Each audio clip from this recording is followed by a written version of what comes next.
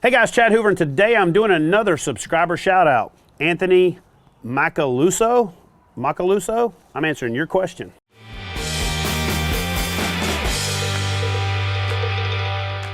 All right, so Anthony Macaluso, hope I didn't say that wrong. If I did, put the pronunciation in the comment section below and I'll correct it in the next video.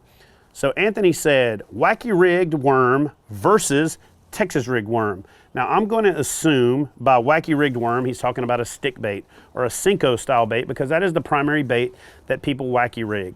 So rather than getting into a whole bunch of showing you the type of lure presentations and all that good stuff, which I will do and I've done in the past, this video is going to be more talking about when I would use a particular presentation over another. So I've got 2 times that I use a wacky rig over a Texas rig or a weightless rig. And so for the sake of this discussion, I'm going to talk about Senkos, because that is primarily the bait that I'm going to wacky rig. Every now and then I'll wacky rig a fluke, I'll wacky rig some creature bait to make it look more lively. But for the most part, I'm wacky rigging stick baits, Senko style baits. And when I wacky rig them, I do them one of 2 ways. I either go through the bait, which I do less and less, the older I get and the more I'm trying to save money, or I use the O-ring style, and I'll either use a single O-ring and hook the hook through it, or I'll use a double O-ring, make an X pattern so that my hook is perpendicular to the hook. I've talked about that in other videos, and I'll do that in a future video where I get more in depth, show the underwater footage of the action. But let me tell you the reasons why I choose to Texas rig versus wacky rig. Mostly wacky rigging is going to be when I want the bait to fall slower. So if the water's a little colder, if the fish are a little less active, or if the fish may be suspended.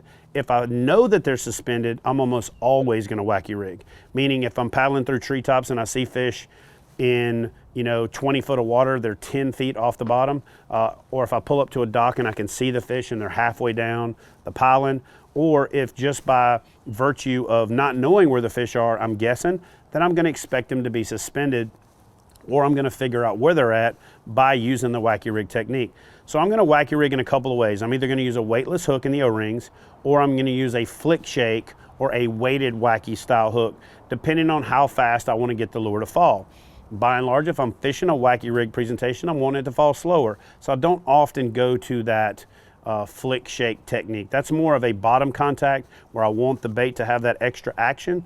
So for the sake of this discussion, we're just going to talk about the wacky rig for the purpose of why I'm going to do one over the other. More often than not, I'm not going to use a wacky rig in sparse grass that's spread out, because I don't want the wacky rig to fall down into it and then try to pull it through the grass, because it's a lot like those videos where you see a dog trying to go through a door with a bone in his mouth or a stick in his mouth. Cut to a dog going through a doorway from a YouTube grab right here, okay? So really that bait doesn't come through that grass very well. It ends up getting folded in half, and a lot of times it just rips off the hook, or it rips off the O-ring, or you just end up pulling a bunch of grass back. More often than not, if I'm fishing grass, deeper grass that's more than a couple of feet in depth off the bottom, I'm going to use a Texas rig, because I can throw that down there and kind of pull it through the grass and rip it and flip it through that stuff and let it tear loose, and a lot of times that's right when a bass will hit it. I also like to use a Texas rig when I want bottom contact. So if I'm making a long cast and I'm fishing rocks or wood or a mussel bed or a shell bed or something like that, and I want to feel that bait coming through there, and when I stop it, I want that worm's tail to suspend off the bottom and to create some type of action, that's more often than not when I'm going to go with a Texas rig. I do Texas rig Senkos in some situations, but that's mostly when I want to drag it, stop it, drag it and stop it, and I'm counting on that fish seeing the silt that it kicks up or the mud cloud that it kicks up and coming over, waiting for it to move again and smashing it. In most cases, if I'm going to do that, I'm going to go to another style plastic. I'm not necessarily going to use a Senko, but if I am dragging on the bottom and I want that bait to feel real, I want it to taste real, the Senko is a good go-to bait. In fact, I do that a lot to catch catfish. I Texas rig a Senko, bump it along the bottom, and catfish will grab it, and because it's salty, they eat it. So it's a good bait to get kids started with. It's a good confidence builder, and it's an effective technique for bass. I just think there are other more effective techniques, like a crawfish style bait a creature bait, a lizard, a worm, you know, a standard curly tail worm or something like that works a lot better in that situation. So to answer the question, by and large, the two different determiners are how slow of a fall rate I want. So if I'm not just fishing the bottom, but I'm fishing on the way to the bottom, meaning I want that fish to grab it as it passes them, I'm gonna go with a Wacky Rig. If I'm fishing a bait that I want bottom contact, if I'm trying to make longer casts, and if I want more control and feel of the bait as it's coming through the cover, then I'm gonna go with a Texas rig. So for the most part, it comes down to, am I fishing the bait on the way to the bottom, or am I expecting them to be on the bottom? If I'm expecting them to be on the bottom, then I'm gonna fish a Texas rig.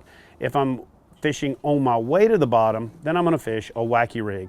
If I wanna fish up off the bottom and jiggle the bait and shake it, then I'm gonna go to a Wacky Rig as well. So, you know, not really gonna get into the rigging of it. That wasn't the purpose of the question, I don't believe. And so the answer to that question is, if I'm fishing it on the way to the bottom, Wacky Rig. If I'm fishing it and wanting to be on the bottom, then I'm gonna go with a Texas rig. So anyway, guys, hope you liked this video. Smash that thumbs up button. It really helps out. It's a little bit of effort from you, means a whole lot to me. And don't forget to turn on your notifications so that you know when I release a new video. All right, if you're new to the channel, or if you watch one video and then you take off, do me a favor, spend a little bit more time, go click on one of these videos over here, watch one of those, and hopefully you'll get a little bit more out of it for your next outing, chasing some bass from a kayak. I'll see y'all next time. Well, I won't see y'all. Actually, why do we say that as YouTubers? I'll see y'all next time, because I don't really see y'all. All right, y'all see me next time. That sounds a little conceited. Anyway, yeah, you'll see me next time.